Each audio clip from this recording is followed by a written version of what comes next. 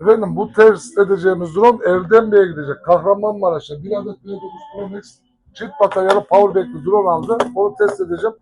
Erdem Bey lütfen videonun sonuna kadar izleyin efendim. Önce drone'umuzu açtık. Sonra kumandamızı açtık. Kumandamızın sol joystick'i ilk aşağı büyük yukarı yapıyoruz. Bir de aşağı çekiyoruz. Bağlantı kuruldu. Kırmızı yandı. İç mekanda olduğum için GPS açık. GPS uçuşa izin vermiyor.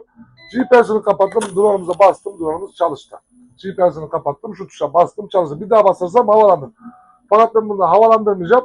Hemen bir kere bir motorlar çalışsın. Bir devreye girsin akımı. Durdu kendiliğinden. Hazır. Artık drone'umuz uçmaya hazır. Ben size balans videosu, Türkçe kullanım kılavuzu ve e, pervane nasıl değiştirir onun videosunu atacağım. Ona da bakın, izleyin. Bu drone'umuz ilk defa havalandı. Hayırlı olsun. Şimdi drone uçururken ne önemli? İlk 20 saniye çok önemlidir arkadaşlar. 20 saniye çok önemlidir.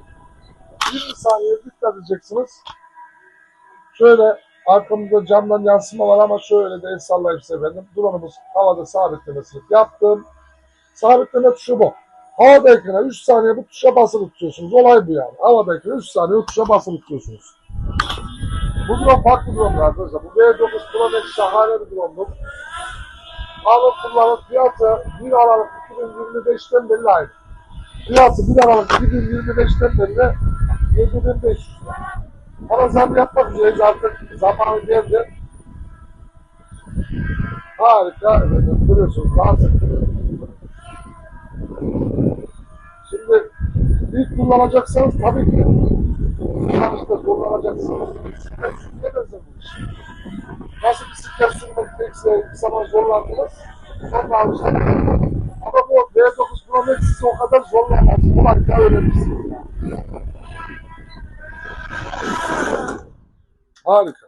Uçtu. Gördünüz. Şimdi bunun bir de kamera olayına bakın arkadaşlar. Şu diyelim ki karşı çekimde. Şimdi bakın. Kamerasına bakın. Bakın ne kadar iyiydi. Şimdi dikey çekime geçti. Dikey çekime. Sonra şimdi geriye kadar kamerasını açısını görüyor musun? Bak açısı şöyle gidiyor. Geriye kadar çevirdi. Bu hareketleri kumanda üzerinden ve telefon uygulaması üzerinden yapabiliyorsunuz. Şimdi anlatalım özelliklerini. Bahsedelim. Efendim kumandamız bu şekildedir. Bakın bütün dronlarda kumanda farklıdır. Bunda farklıdır. Bunda farklıdır. Bu Pro'dur. Hız ayarı, engel sensörü açma kapama, uzak uçuşlarda antenimizi açıyoruz efendim. Yakın uçuşlarda gerek yok. 1 kilometre 500 metre üstü açın. Fotoğraf ve video çekme, drone otomatik çalıştırma, GPS açma kapama tuşu manuel olarak. Burada da GPS'de uçuşlarda geri çağırma tuşu. Burada havada sabitleme tuşu, kalibrasyon tuşu ve 2 numaralı ışığı yakan tuş. Şimdi ışıklara geçelim, lambalara. 1 numaralı lambanız yanıp sönerse, bip bip diye ikaz verirse kumandanızda, bilin ki kumandanın şarjı bitmek üzere, acil şarja takın. 2 numaralı ışık yandığında sağ joystick'inizin yeri değişiyor. Yani solunuz sağ oluyor, sağınız sol oluyor. 2 numaralı ışığı bu tuştan her zaman kapalı tüm. 3 ve 4 numaralı tuş önemli değil. Burada yükseldiği mesafe, gittiği mesafe, drone'un batarya seviyesi, uydularla ilgili simgeler mevcut. Bunları anlık takip edebilirsiniz. Fakat kumandanın batarya gösterge seviyesini anlık takip etmeyin. 3 kere drone'unuzu şarj edin. 1 kere kumandanızı şarj edin. Sisteminiz bu şekilde olsun. Ya da birinci ışık yanıp söndüğünde acil şarja takın. Olay bu. Kalibrasyon ayarımızda dış uçuşlarda GPS'iniz açık iken şu tuşa 3 saniye basın. Uzunca bir bip sesi duyduktan sonra drone'unuzu saatin ters yönünde şu şekilde çevireceksiniz. Olay bu, zor bir şey değil ama ara sıra yapmak lazım. Bip sesi geldi, duydunuz. Bir daha dik olarak yapıyorum bu aynı işlemi.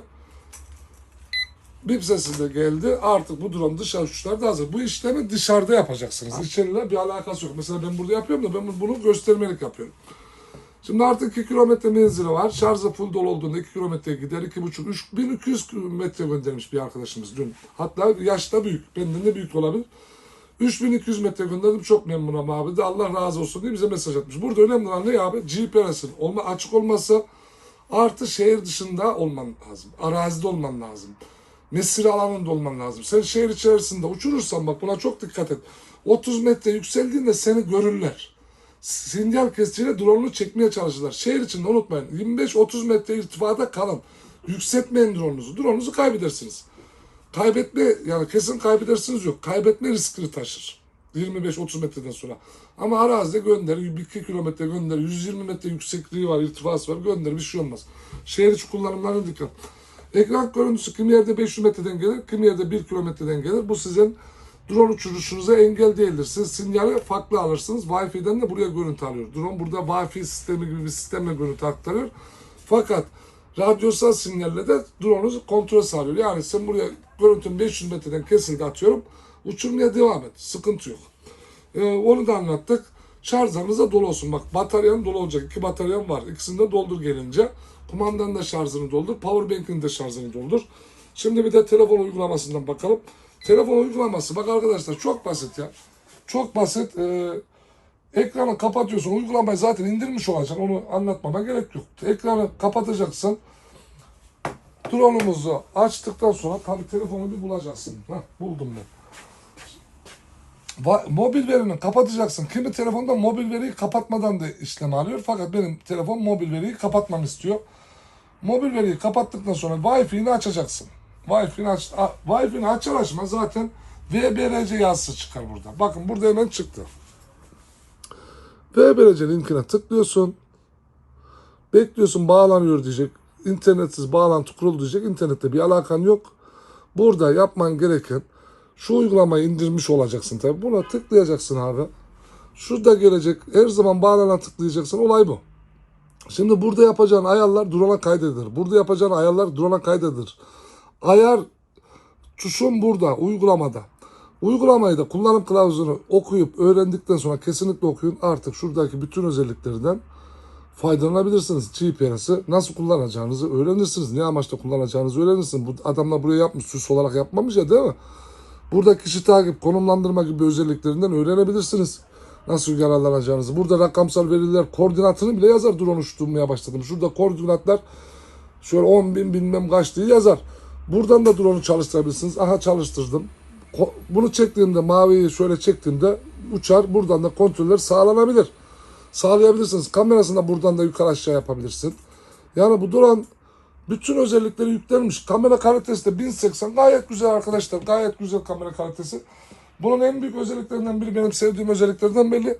Uygulamayı açtım ya ekran kapalı fakat bu ekran görevini yapıyor. Sen buradan bastığında tuşa bak video çekme tuşuna bastım. Bura otomatikman devreye girdi.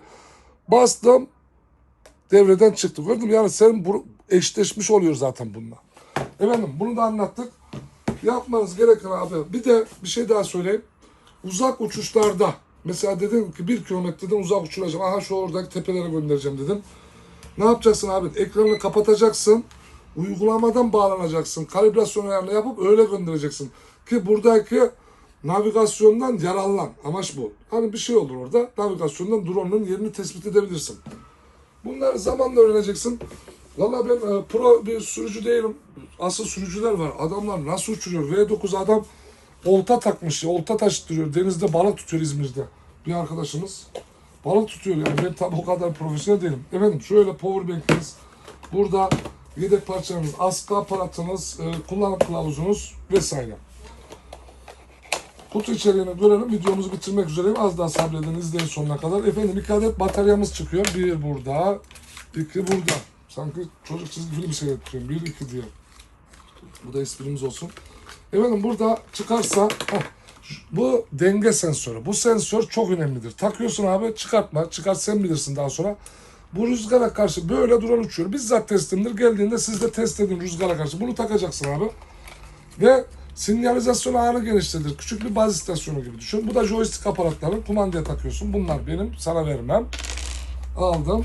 Burada da pervanelerim var. Bak 8 tane yedek pervanem var. Bunun pervanesi güzeldir. Bak çok esnektir.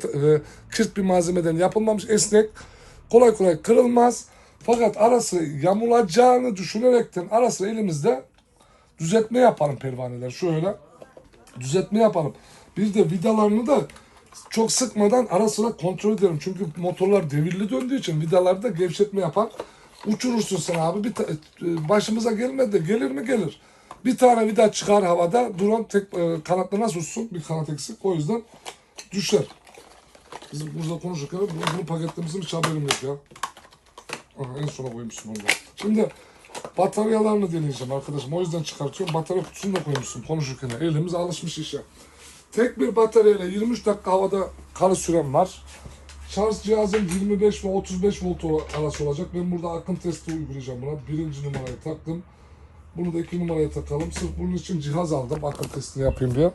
Yeşil ışığın bu şekilde yanacak. Yeşil ışığın söndüğü anda dolmuş olur. Şarj cihazından cihazına değişir dolum süresi. Akım 1.8, ikinde 1.8. Yani akım değerleri de gayet güzel. Volt 20 ve 35 volt arası şarj cihazın olsa hani 45 de olsa fark etmez de amperi çok önemli.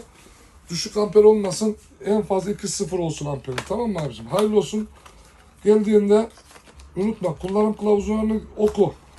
Hatta LV Pro uygulamasını şimdiden indir. Bak LV Pro gösterdim ya videoda. O uygulamayı şimdiden indir. En azından oradaki kullanım kılavuzunu okumuş olursun gelene kadar. Yani, Google Play Store'ya yaz. Çıkar o. LV Pro. Tamam mı abi? İndir onu. Uygulamasını öğren. Nasıl kullanacağını öğrenirsin. Okursun kullanım kılavuzunu. Olay bu. Bunun Türkçesini de atacağım. Drone sana gelene kadar bunun da Türkçesini de oku. Drone gelince hiç olmazsa tecrübeli bir şekilde uçurmaya başlarsın. Drone herhangi bir zarar geldiğinde düşürülme, kolu kırılma, kanadı kırılma, kamerasının kırılma bize irtibata geçiyorsun. Bizde yedek parça zaman zaman olur. Her zaman olmasa da sen bize yaz, zaman zaman olur. Biz ayarlamaya çalışıyoruz zaten müşterilerimize.